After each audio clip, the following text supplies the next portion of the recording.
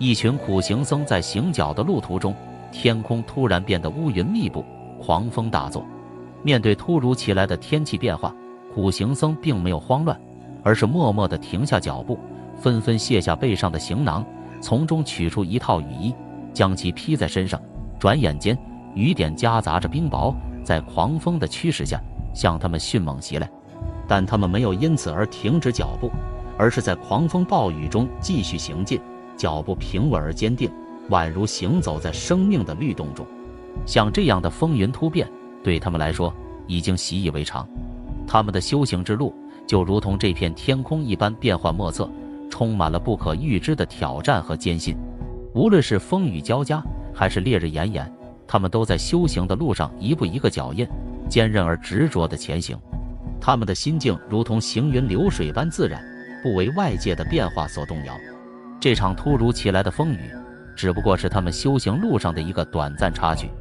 他们在风雨中坚定地前行，寒风变得越来越大，宛如利刃般割过脸颊，麻木而生疼。身上的雨衣挡不住外面的雨点，仅有的一套衣物早已经深深湿透，每踏出一步，负重的脚步都被狂风拨弄着，蹒跚前行。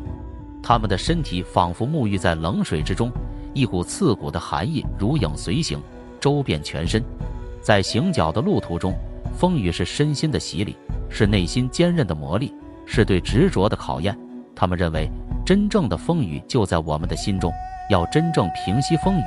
就必须止心，要止心就先治身，而治身就从提高身体的忍耐力开始。在选择避雨地点时，他们会谨慎考虑，如果遇到合适的场所，他们可以选择避雨，但不能选择厂房、民房等地。桥洞是一个较为理想的避雨地点。当他们进入桥洞内时，年轻的沙弥们会主动行动，用方便铲清理地面上的杂草和污秽。这一任务必须由沙弥们来完成，因为比丘是不允许掘地或损伤草木的。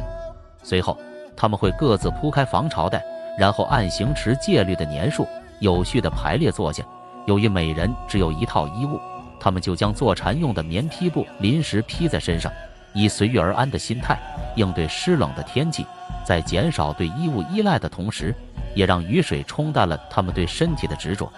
短暂避雨之后，苦行僧们继续在雨中前行，无论他们的鞋子是潮湿还是干燥，在经过积水的地方时，他们不会因为怕湿或怕脏而刻意避开，也不会为了好玩而故意踩踏，他们只是保持正常的步伐，自然地向前行进。在整个行脚的过程中，他们的身体自然正直，双手下垂，轻微的摆动，他们的脚尖不会随意翘起，步伐平稳而自然。他们的目光下垂，对外界视而不见，将听到的、嗅到的、身体的感觉、心里的想法等等，通通抛到一边，不去理会，让自己从外界或内心的环境中脱离出来，如如不动。他们像旁观者一样，平静而谨慎地审视着自己的内心是否在波动，哪怕只是一点失落的情绪或者抱怨的念头，都要及时察觉，避免在心中滋生蔓延。每半个月，苦行僧们都会进行一次诵戒，通过读诵戒律，每个僧人都会检查自己是否有违戒之处，并进行忏悔。为了避免外界干扰，诵戒的地点往往会远离道路和俗家，例如收割后的玉米地，可以借助秸秆和风声来遮蔽外界的视听，避免外人的干扰。他们只使用现成的空地，不能平整地面或折损任何东西。当诵戒结束时，他们才起身离去。他们认为最大的苦不是受苦本身，